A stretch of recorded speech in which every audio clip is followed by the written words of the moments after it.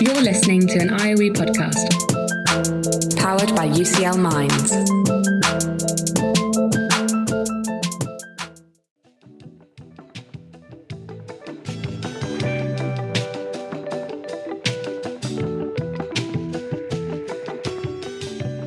This is Academia et al., the podcast for anyone and everyone figuring out life in academia.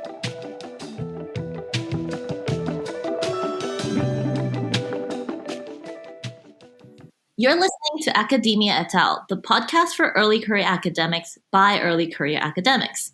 I'm Keri, an associate professor in developmental psychology at IOE, UCL's Faculty of Education and Society.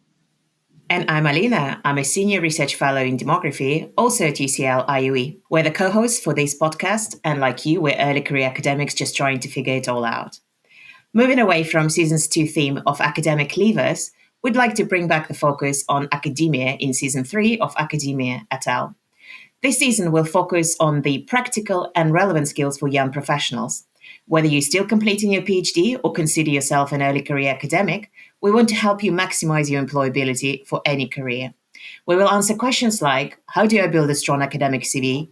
How do I stand out from the crowd? Where do I start looking for jobs and how do I prepare for job interviews? What is impact and how do I talk to journalists? All of these and much more is coming up next in Season 3 of Academia et al. In this episode, we are thrilled to be chatting with a special guest and friend about a really timely topic that is academic skills. Do I have what it takes to keep up with the times? What would you do if you could start your PhD all over again? And with the rise of AI usage in everyday life in academia, many listeners may be wondering, what is the value of traditional academic skill set? And how can we navigate the new challenges in teaching today's generation of students? So today, we're going to talk about PhD experiences, how to maximize this unique time, and what should we learn? How do I build a strong academic CV, and how to stand out from the crowd? Joining us in today's conversation is the lovely Jenny Chanfreau. Dr. Jenny Chanfreau is a lecturer in sociology at University of Sussex. Jenny's journey into academia is a reminder that early career academic doesn't always mean young professional. These are Jenny's words, not mine. She spent 7 years as a social researcher before starting her PhD in gender studies at the London School of Economics. After completing her doctoral research in 2019, she joined the Centre for Longitudinal Studies in the UCL Social Research Institute as a research fellow in demography, before taking up a lectureship at Sussex at the beginning of this academic year. She's also the co-founder of FemQuant, which is a network of feminist quantitative social science researchers. Welcome to the podcast, Jenny. It's a pleasure to be here chatting to you both today.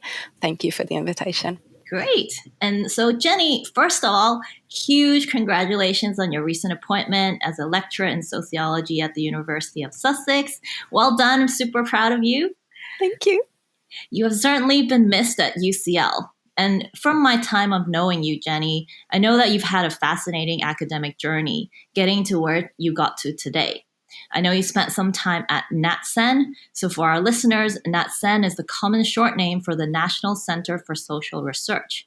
So can you tell us a little bit about how and why you decided to apply for a PhD at the London School of Economics after years of working at this charity?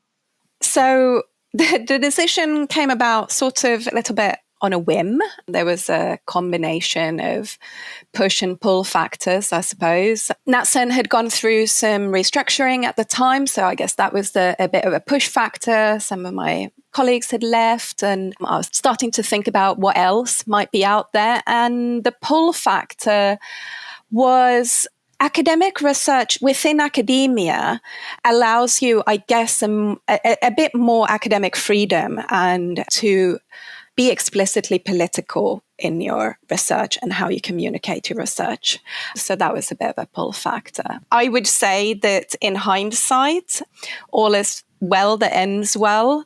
But I know that during the time of the PhD, for probably most of it, I did question my sanity quite a few times with that decision to, jump off a permanent contract. I had a pension and just decide to chuck it all in, jump off a cliff and hope that I learned to fly before I hit the ground. Well, thank you for sharing. I hope no regrets. You sound as no regrets. No, not anymore. Okay, coming back to more practical questions. Many PhD students come into studies soon after finishing their postgraduate degrees, and many struggle at the beginning to organize their time, often spending ages trying to figure out how academia works. Do you remember finding this challenging after switching from a world of clear tasks and deadlines? And whether you could share any practical tips for our listeners? I did find the transition quite challenging. Yes, I found academia quite opaque and sort of there's a hidden curriculum that I spent a lot of time trying to figure out. I felt like academia was a bit of a bubble and I wasn't sure if what I'd done previously had value, that it sort of counted within academia. And I didn't feel like a student. I felt like what I was doing day to day on the PhD was very similar to what I had done previously in terms of analysis and writing and things. And it didn't, apart from not having salary, I didn't feel like a student.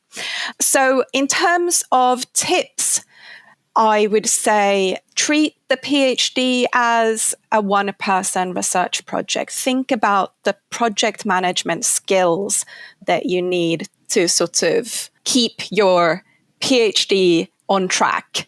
And then secondly, aim for a balance. So a PhD hopefully shouldn't be your whole identity. If you can, treat it like a full-time job. So, take weekends, take evenings, balance in terms of both time. So obviously pace yourself. It is a marathon, not a sprint. So in the UK context, it'll probably take around 3 to 4 years. It might take a bit longer, it might take a bit shorter, but you can't be going at full speed for that whole time because there will be crunch points where you have deadlines, where you have to step up. And if you're already at full speed, you've got nothing else to step up to. And that also means taking breaks. So taking leave. I had a family while I was doing my PhD, and they certainly expected me to log off, put the computer away while we're on holiday. So that helped me. And with the balance as well, I mentioned my family. Having a social context, I think, really helps as well, so that the PhD isn't defining all of your life, if you like. That's really great. And lots of what you said definitely resonates. And I really like that imagery of it's a marathon, not a sprint, because oftentimes when you're stuck in that PhD mode, you feel like, oh, I have to keep doing stuff, keep going, can't have weekends. What, sleep? What? So I think it's very important to remember that. And as a psychologist, that's a super good tip. And so, before I share a little bit about how that experience was like for me too, Alina, I'm really curious to know how it was for you, your early days as a PhD student. How did you manage your time? I think it definitely resonates with a lot of what Jenny said. I did not come from the world of work before, so I came straight through doing multiple masters, and the only thing I knew in life how to do is to study. And I think that brought a lot of responsibility of trying to, not to say responsibility, but challenge of how to draw the line, how to treat it as a job, how to count hours if needs be, not to get overwhelmed with reading. And also, I moved to the UK without prior experience of living in the UK, and my PhD was about the transition to adulthood in the UK. So I took it very serious upon me to read about the social context, to talk to people, to ask them whether what I want to do actually makes sense. I also had a lot of housemates from various parts of the UK. So I remember while I was finding something in my PhD, I was like, does that sound okay to you? Like, does that sound like what you people do? And they were like, oh, yeah, that sounds like me. That sounds like my brothers, sisters. So I think for anyone who experienced something similar, it is a big challenge, but you should be easy on yourself, even though it doesn't feel that way. And I think exactly this balance of taking weekends off, even when you don't feel like you've done much progress. I think the first 3 months is the time when you feel, what am I even doing? What are they paying me for? Are they just paying me to read books? Amazing. But that can take a toll on you, thinking that you are, it triggers immediately an imposter syndrome. What am I doing here? What am I getting paid for? Are they going to ask for this money back? So I think that's something that has been, going through my head in the early months. And I wish that someone would tell me it's going to go and it's going to get easier. I did try to sign up for as many early career networks and socials and go and talk to other people. What are their experiences and how they came about to the world of PhD? And I think it was fascinating to find that so many people were unlike me, not just going straight through their studies into academia, into PhD. And so they shared this wisdom of try, not to take it personal, very Brené Brown stuff, but it does get personal. Well, that's about me. And Keri, any words of wisdom from your early days and how you overcame all of those hurdles? Too many hurdles to identify, but something that, maybe is similar to Alina, your experience. Again, like you, I started a PhD not having even lived in the UK at all. So I was kind of thrown into the little town of Cambridge. And, I certainly knew before embarking on a PhD, I really wanted to do this. This was something, I'm passionate about. The topic is great. I worked on understanding children and how they develop trust in others and then also their mental health. So through the PhD, I actually got to learn a bit more about the UK culture. I was visiting schools. I was venturing out, of the little town. And that was really the only time I got to see outside of campus. And that was my experience of the UK in schools and on buses, waiting in fields for a long time, trying to get to this one school and do this testing with children. And I think for me, a large part of my PhD felt like a really lonely process. You had to keep yourself accountable. You had to set your own deadlines. And I would say maybe before doing the PhD, I thought I was pretty good at that, setting my own deadlines and meeting it. But certainly I think during the PhD, when you're amidst it all, time can be such a kind of illusory kind of construct because your weekends and weekdays just blend into one. You're not sleeping well. I remember just being on lots of, caffeinated drinks and everyone else seemed to be doing fine and well. So certainly I remember my mental health also, struggling a little bit whilst I was doing the PhD and reminding yourself that actually as a psychologist, you should care about your health and this should be a priority and the PhD will still be there even after you fix everything else. So I think it became this kind of changing of a mindset at some point that this PhD, as Jenny said, is a marathon, not a sprint, that you need to, really think that this is a process for you to figure out whether academia is even for you. And I think as soon as I saw it like that and knowing that not everyone after a PhD will stay in academia, I think was helpful to enjoy the process a little bit more and to figure out, is this really for me? There's still time to figure it out, even if I don't know exactly where I want to be after the PhD, which perhaps many PhD students at the moment are thinking about that, trying to figure out what that next thing is. So yeah, I think that was how it was for me, and certainly not an easy journey. Thank you both for sharing. And to be honest, I wish I'd known that. And I've heard this episode when I was in my early PhD days. And if we talk about the early PhD days, and if you're listening to us from abroad, you might not know that in the UK, PhD students have kind of a strange status in the department. They are sort of part of the department, but not really considered as staff members, which might lead to feeling isolated, what Keri just talked about from time to time, unless one takes a proactive approach. Jenny, do you share my sentiment, or was your experience different?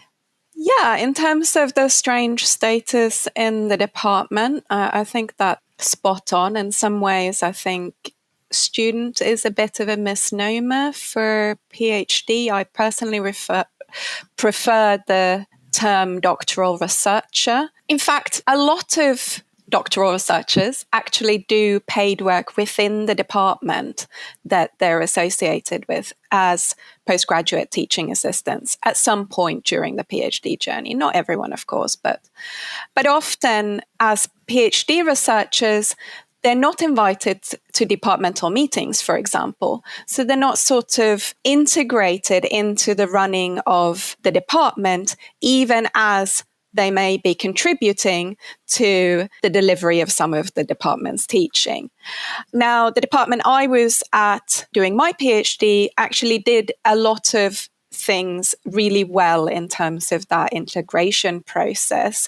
So there were really regular sort of departmental seminars and public lectures with an expectation that both faculty and PhD researchers attend those. They were open to students as well, master's students as well, but the expectation was there for both faculty and PhDs. I remember that feeling quite awkward at the time because they were quite late in the afternoon, early evening, not the greatest when you've got kids to, get to bed, etc. But actually, the fact that the expectation was there helped me integrate into the department. The other thing was that the department fiercely protected the dedicated office space for PhD researchers within the department, even as the institution was trying to sort of say, well, you've got this massive office here, we should allocate it to paid faculty. No, the PhD researchers need that space.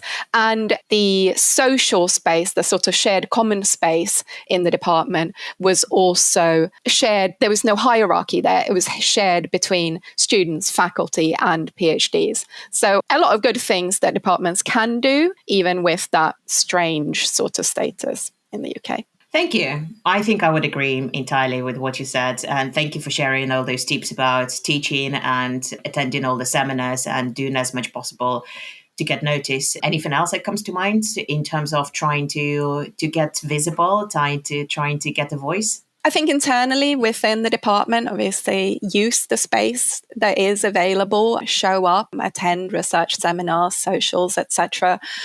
Beyond the department, or maybe even beyond the institution, the university that you're at, there's a whole list of things that you can do. And I think that list is probably almost endless if you just type in, build your brand as a doctoral researcher into a search engine. I'm sure you can generate a massive long list, but I'd say don't try and do everything.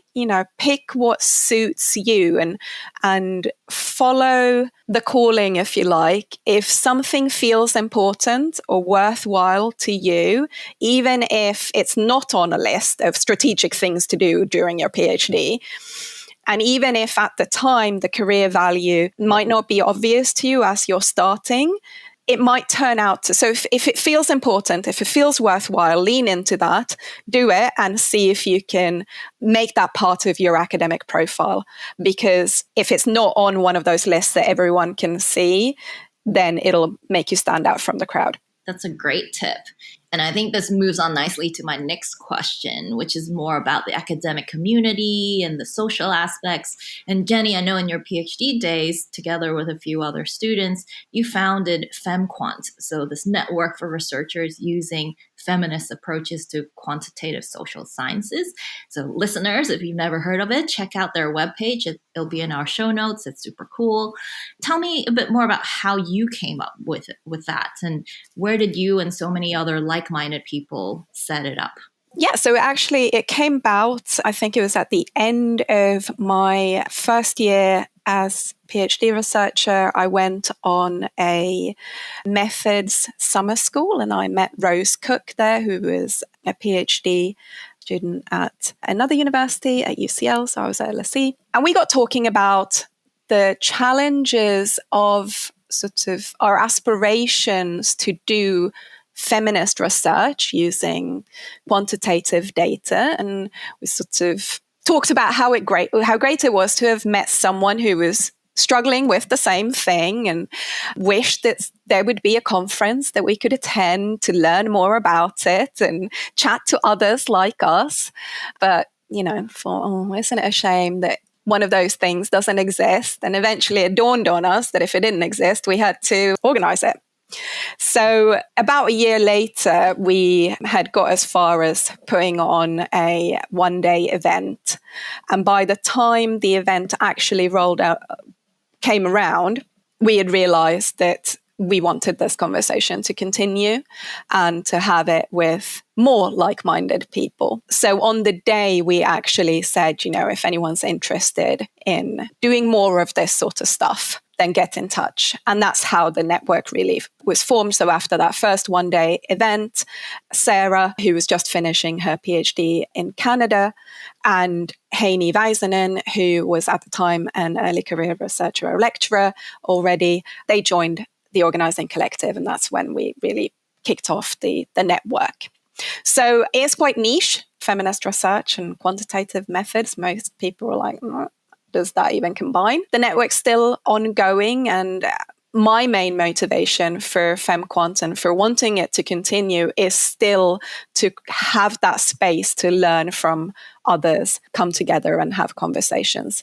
And I'm heartened by what Sarah Ahmed said in Living a Feminist Life, that to become a feminist is to stay a student. That really resonates with me when I'm thinking about these challenges with doing feminist research with quant data.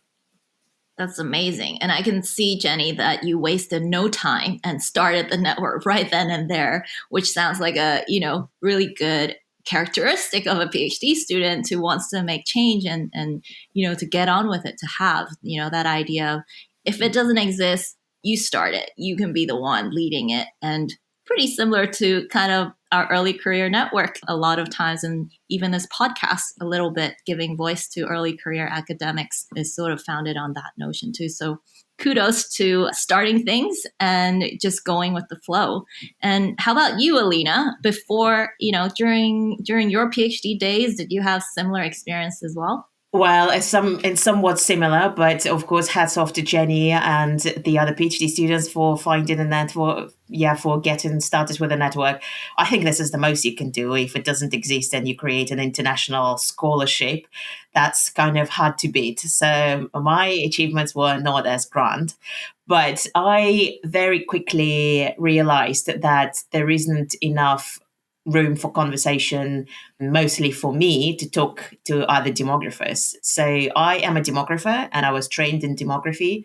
And before taking up my PhD in Liverpool, I did the European Doctoral School in Demography, and before studied in Germany, specifically in demography. And I thought I'm always surrounded by demographers.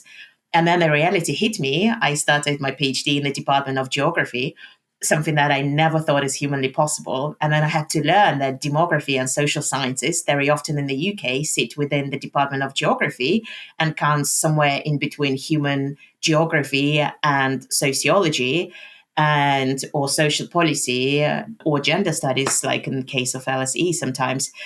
So it was a huge revelation that, wow, okay, I'm not going to be talking to demographers all the time anymore. So how can I change that? I went to all possible free events, especially the ones that offered accommodation or travel or lunches. So any kind of meetings and one-day meeting conferences. And one of my very first conferences was the British Society for Population Studies, which is now my favorite conference. I think I've been about 9 times since my very first year of PhD. And I very soon realized that I was actually asked whether I would be interested in applying to be a student rep and sit on the council with some other senior academics and professors. And I was very flattered, very scared, but I thought I have to go for it because otherwise I will not know other PhD students in the country. I will not know who is what, who is who, and in which university they sit. So I applied for it, and I sat on the panel for 2 years, and I helped organizing conference, and I organized various events for early career academics with the help of people from the council and different professors. So I got to know my crowds in the country context, and I think that was hugely beneficial. Well, and also it did make me stand out from the crowd, and people did know me and did get to know about me or read about me in the newsletter. There was always my photo as the student rep, which I'm sure helped me in life just to get noticed and to have people having people heard my name or seen my face before. Keri, how about you? Anything similar? Yeah, I guess I'm starting to see a pattern between the three of us that we're, go-getters and starters. But again, my probably small accomplishment as a PhD student is not on any of the scale of your national or even, specialty level. But when I was a PhD student, I think selfishly, I enjoyed very much meeting academics or other PhD students from different disciplines. So through kind of conversations at meal times and, social events, the thing that really I enjoyed the most, I would say, were these conversations like the both of you. And because I couldn't find a space where these multidisciplinary or interdisciplinary conversations could have within college in a more formal setting, and I found it really difficult to kind of want to know everyone and kind of know what they're doing all at the same time. Me and another friend at the time, our flatmate, actually, we were flatmates. We decided to put on a conference. We just called it a multidisciplinary conference. It was for PhD students and also the fellows of the college and lecturers. We thought it was important to have the kind of academics at the next stage join our sessions and give us advice, so to speak. And so that kind of multidisciplinary conference really was helpful in drawing out the themes or common themes and research questions that we were all trying to answer, but using different methods, different training as well. And I found that, conference to be very helpful for my own thinking, for everyone else as well who was there, because we soon realized that even though we might be working on a similar research question, the types of methods and the process and thinking process we went about doing it and getting there was quite different. And that itself, led to kind of new collaborations between PhD students at our stage, but also understanding what faculty is working on was certainly helpful as well. So I think that's kind of been the running theme of a lot of my other projects since then, now that I think about it, because it involves, multidisciplinary collaborations, maybe also individuals from different career stages as well. So yeah, that was something that started as when I was a PhD student. That sounds great. I really hope that our listeners benefit from hearing about various ways that you can make their PhD, more of their PhD. And wherever you're based, start looking for like-minded people, sign up for early career networks, attend socials, volunteer to be a postgraduate rep. The world is your oyster, really. And now on to the next question. So we're gradually moving further along the PhD journey. So let's talk about building your CV and skill sets. Jenny, do you remember what kind of courses you attended during your studies and how you found them? Yeah, I feel like I attended quite a lot. So the department where I was doing my PhD mandated that first year PhDs audit some of the core courses for master's level. So one was a gender theory course and the other one was a sort of feminist research and epistemology course. And they were great. I certainly made sure that we were all sort of on the same page, the starting blocks. I also audited a statistics course that was maybe a little bit more advanced than I was working at, but great to have those notes when I actually needed to apply some of those analysis techniques. And then I also audited a feminist demography module taught by my supervisor. And then over the years, I did attend some short courses as well, the summer school that I mentioned, on methods, some other short courses on specific methods.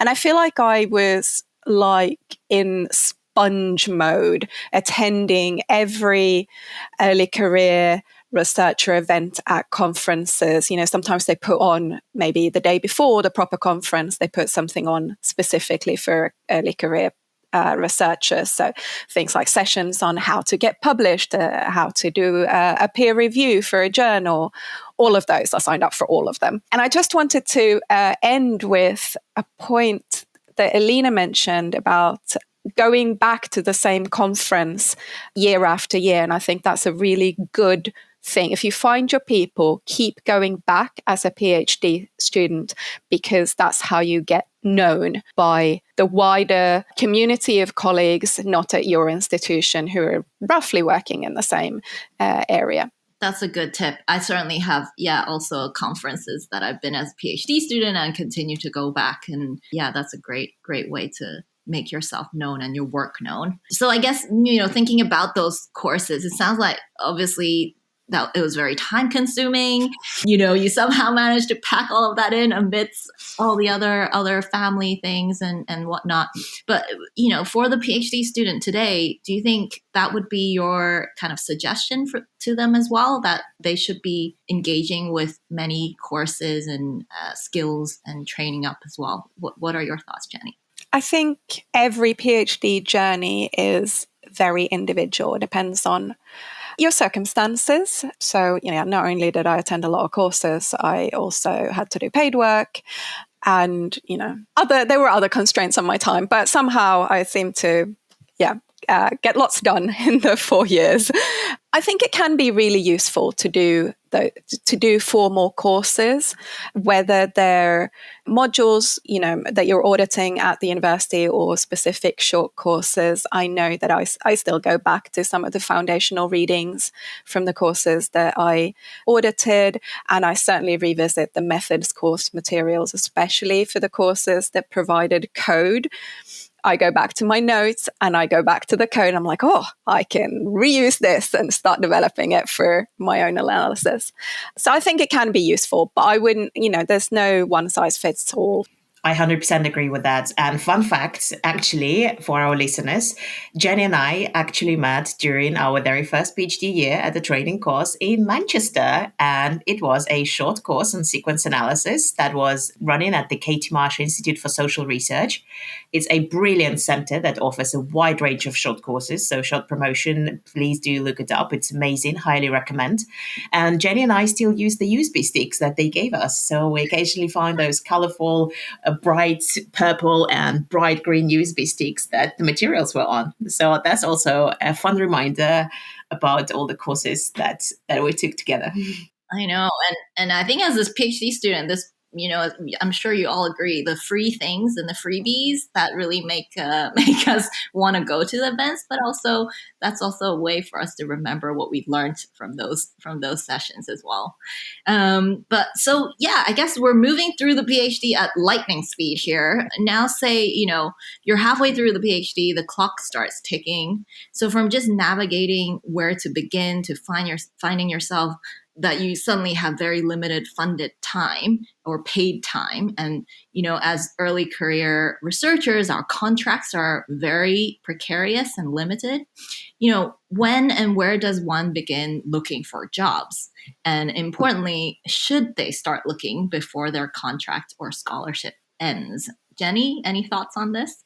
I'm not sure I have any wisdom to share on what people should do. I found myself wondering, as you were speaking just then, what even is halfway through your PhD and the clock starts ticking. I mean, in the UK, a lot of PhD studentships cover 3 years. The university I was at certainly had an institutional model of expecting a sort of 4-year journey. So although I tried so I had a 3-year studentship, I very much went in thinking I'm paid for 3 years, so I will finish in 3 years. But that can be really difficult if the sort of structures around you have an expectation that it takes 4 years to finish. So what is halfway? Is halfway 18 months into your 3-year funded period, or is it 2 years in? So in terms of wisdom, I don't know what I can say that people should do, but I can share what I did. So, and I want to acknowledge that I was incredibly lucky as well when it came to securing my first job after the PhD. So a I'd say probably about 6 months before I was due to submit my thesis, I decided to sign up for the job alerts on jobs.ac.uk, not to actively start looking and applying, but just to avoid missing out on something that might be perfect. So a sort of keeping my ear to the ground, but not actively looking yet, period. And I gave myself permission, and I said this out loud to my partner as well. I will not start applying for jobs until after I have submitted the thesis. And we agreed that that was okay. We were going to get through it, even if there ended up being a few months gap between the two. But while I kept my ear to the ground, a job came up that sounded like they were describing me. And I thought, okay, well, I have the skills. I have just literally used the data sets that they are looking for, or that they will be using on this project for my thesis. I have to apply for this. This would be perfect. So that was the one application that I submitted before submitting my thesis. And having just said that it sounded like they described me, and in the job spec, I did land that job. But I think that was luck. That was not like, you can't plan for that. Cool. And I think that's, lots of great tips in there. And maybe just to follow up then, how about you, Alina? I probably did something similar to Jenny. I did sign up to jobs.ac.uk. I did not have an active Twitter account during my early PhD days, but I did get myself a Twitter account to start following job ads. And I was surprised how many things I've heard about on Twitter before I even received any notifications from jobs.ac.uk. And some of them I've never seen on jobs.ac.uk.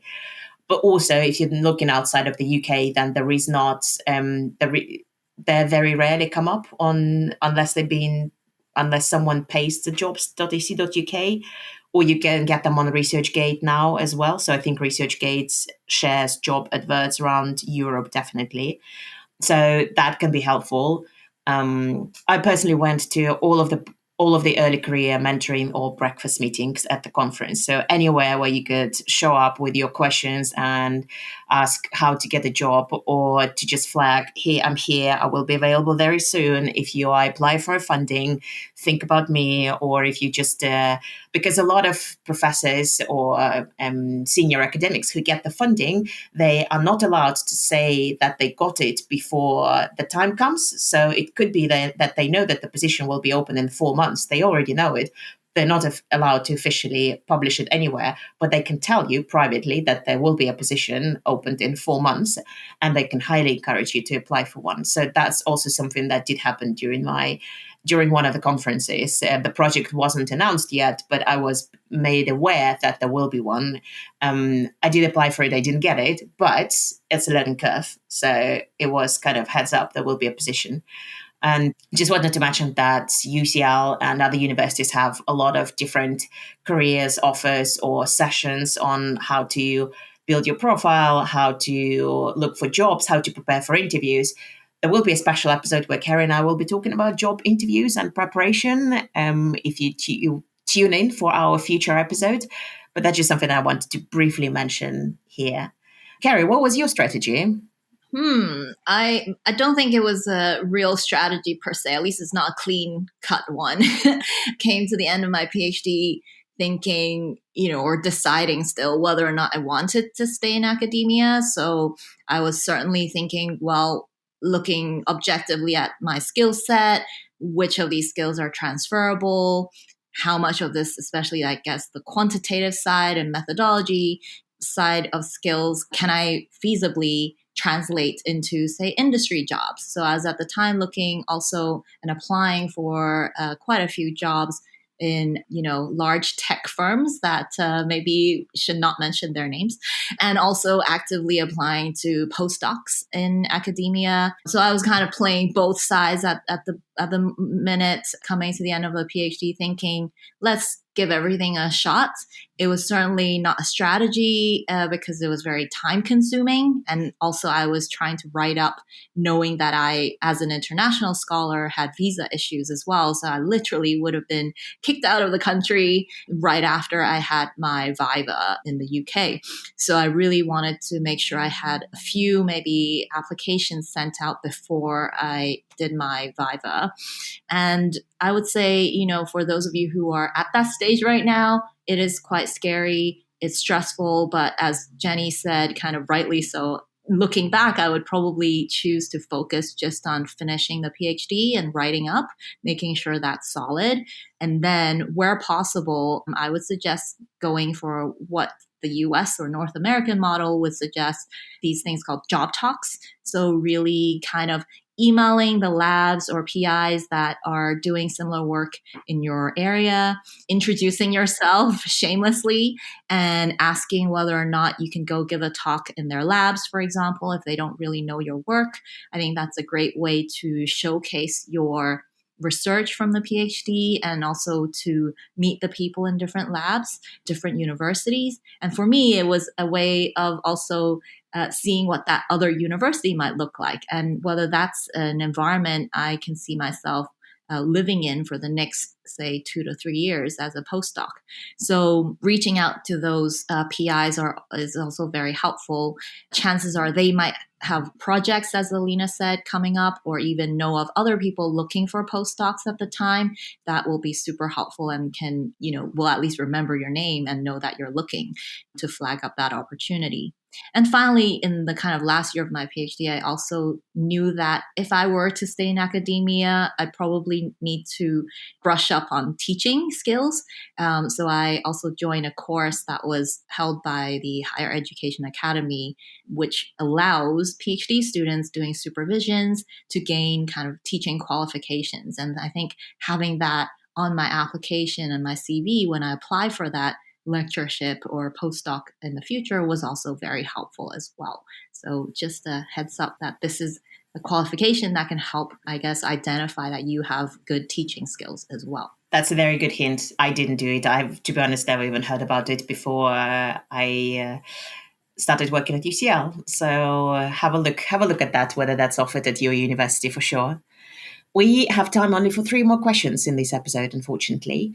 And we've just discussed that looking for a job is tough, but there are many other moments along the journey, and not just PhD journey, generally your academic journey, where we might feel down, and especially, say, after a journal or a conference rejection. Jenny, would you share any personal tips with us on how to stay resilient on a bad day and keep the focus, and what keeps you going?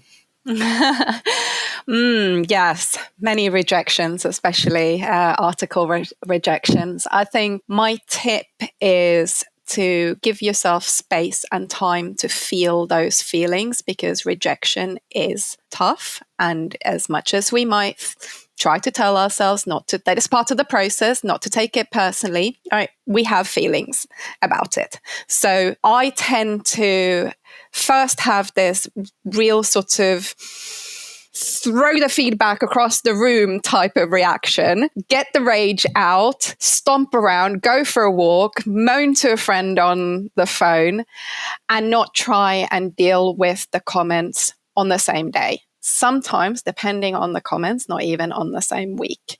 Because I need to, if I try and address those comments and start editing that paper straight away, then I'll be defensive in my reply to the peer reviewers.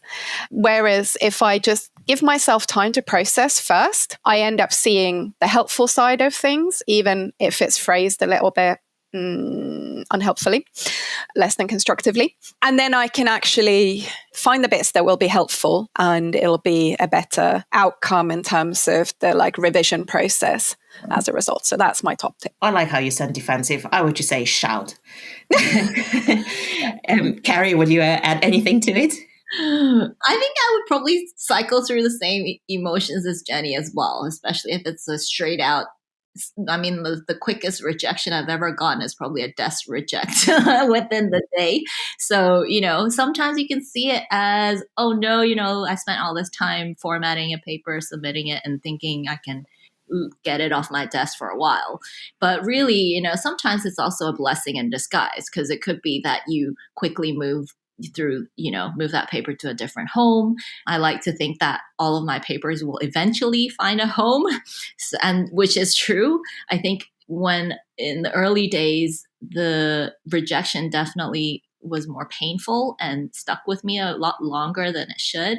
But over time, certainly, I would say the feelings go or subside once you get through more rejections, and you definitely build a thicker skin around the whole process as well. So ultimately it will get better.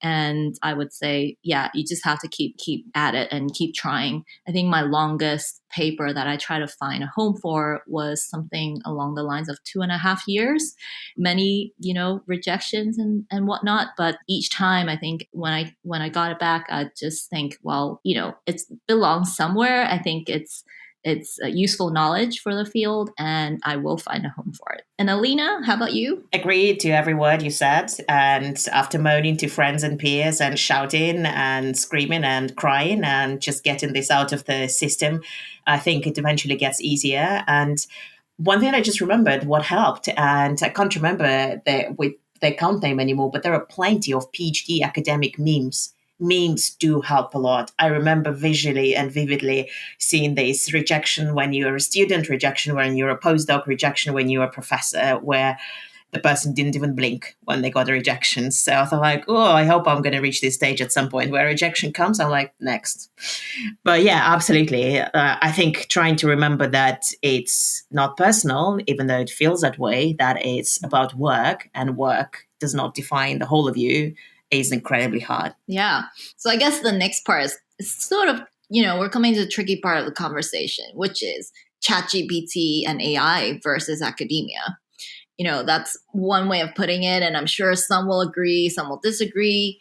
Jenny, what's your take on the role of AI in academia and the learning process? So to put my cards on the table, I feel like maybe no, not maybe, definitely. I'm a bit behind the curve on trying out ChatGPT myself. I've heard great things from colleagues who are very active in the sort of new developments in technology arena, who've said that, ChatGPT can be really useful in terms of generating code, streamlining the process. So I feel like I really need to get on that. So I've spent a bit more time thinking about AI in the learning process. And I think in the same vein as sort of it can be useful and streamline things, I think AI can be a useful learning tool. Now, I'm not talking obviously about sort of a student uncritically doing a copy-paste job of, hey, AI, can you write my essay for me? But if it's used alongside sort of critical thinking to streamline the assignment process, so you're using Grammarly to proofread your assignment before submission, or having quite a sort of iterative conversation with a ChatGPT or an AI about suggesting readings or working through an essay outline, I think that could be a powerful learning tool if the student's critically engaging with it. So, going through multiple steps and refining the prompts and sort of checking the text against the assignment description to make sure that they've hit all the criteria and things. Checking that all the references that the AI has suggested actually exist and do support the argument.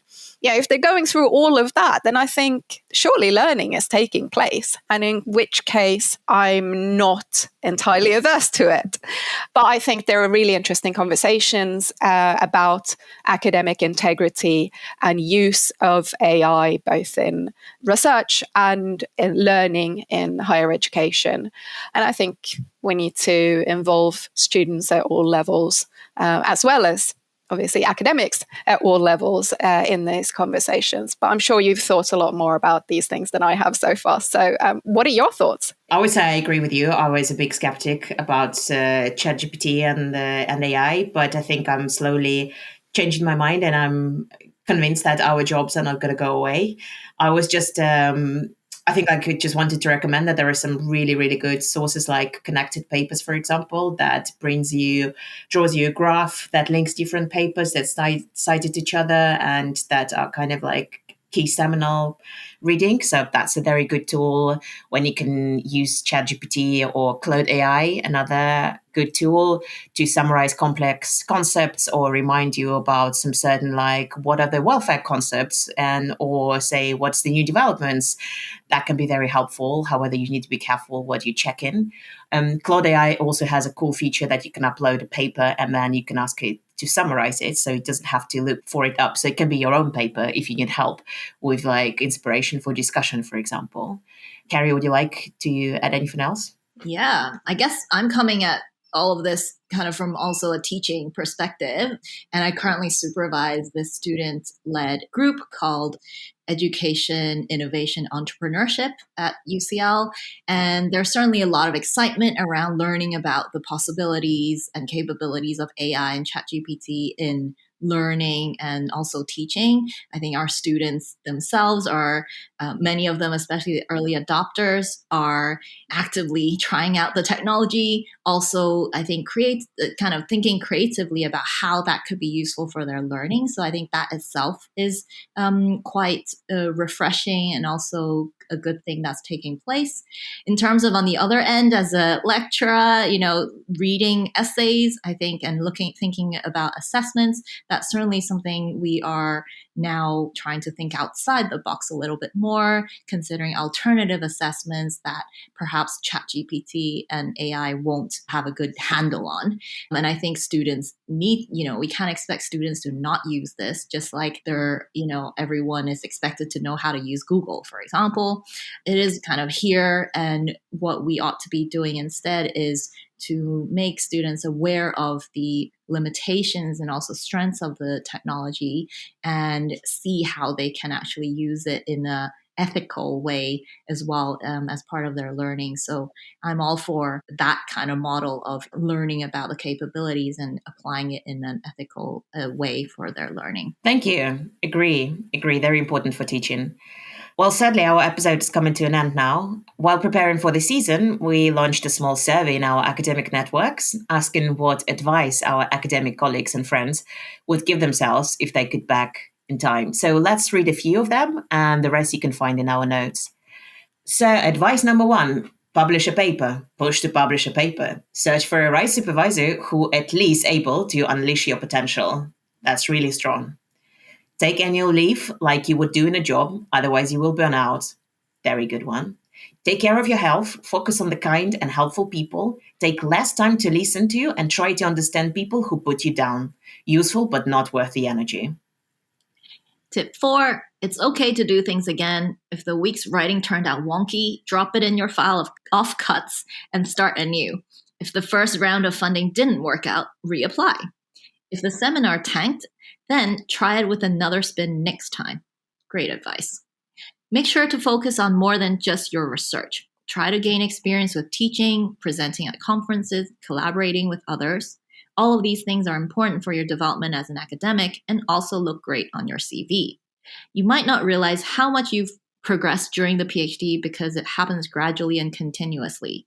But if you're learning and developing so much, one day you'll be in the stage and realize how much you progressed throughout your PhD. So as I said, we will post all the answers in our show notes for you to read, and I hope you found it useful. Great. Jenny, we ask all our guests to share their tip of the day. For this episode, we ask you to think about the advice you would have given to your PhD self. What would that be? I found this one really hard to try and think back what I would say if I met my 2015 self right at the beginning of the journey. So I think after some consideration, I would want to give my past self a bit of a pep talk, just because you had a non-normative route into the PhD doesn't mean that you don't belong in academia.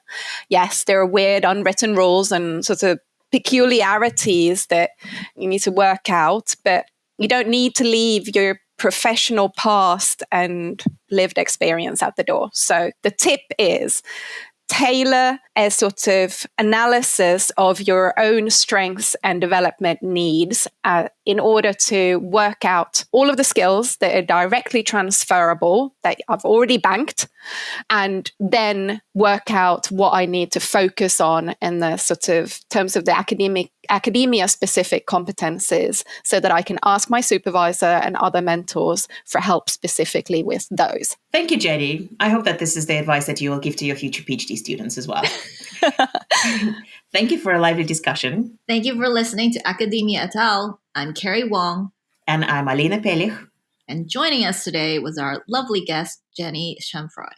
You can learn more about Jenny's research on Jenny's University of Sussex profile, or follow her on X or Twitter at Jen, CHANF, and also on Blue Sky Social, so at Jen, CHANFREAU.BSKY.social.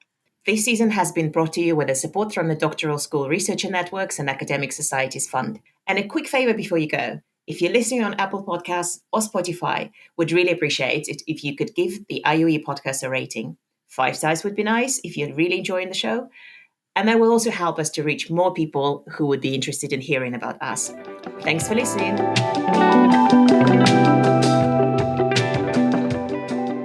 Academia et al. Is brought to you by the IOE's Early Career Network. This podcast is presented by Dr. Keri Wong and Dr. Alina Pelich. The theme music was created by Ronnie Shu. Amy Leibowitz is the series producer, and Sarah Jane Gregory is the executive producer.